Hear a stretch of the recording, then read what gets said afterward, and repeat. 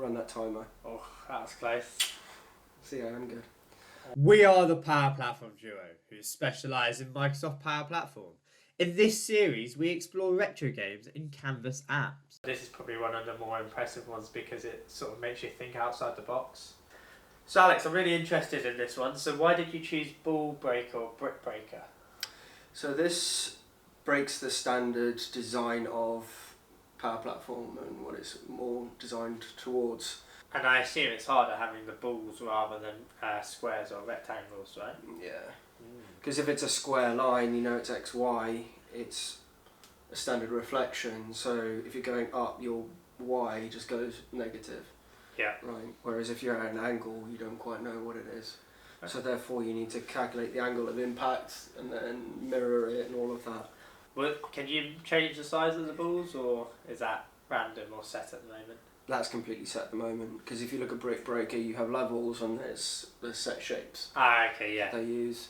In this case, I was doing all the calculations, so I just stuck a hole at the bottom. But as you said, this is a prototype just to sort of see the art of the possible. Yeah, the art of the possible. And so this is actually done through a more standard classical game development, where every set period you will then recalculate the position of the ball. Right, so it's using standard physics, and then when it comes to collision and calculating the new lines, you're then using matrix calculations, which makes it a lot simpler than actually going through all of the standard calculations. So what would you say you've learned during this process, or would you improve?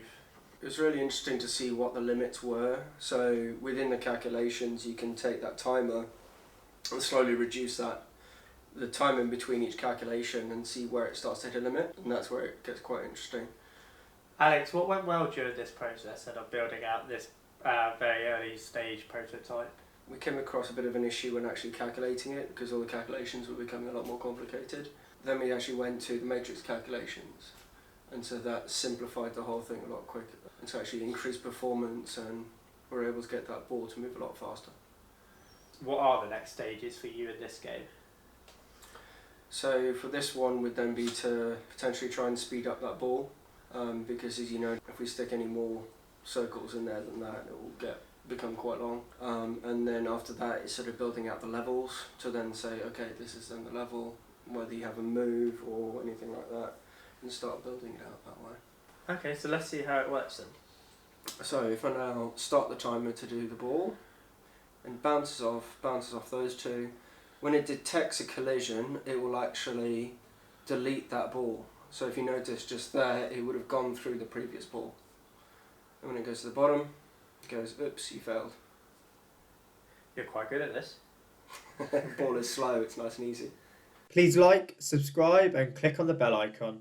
Let us know in the comments below what you'd like to see in the future.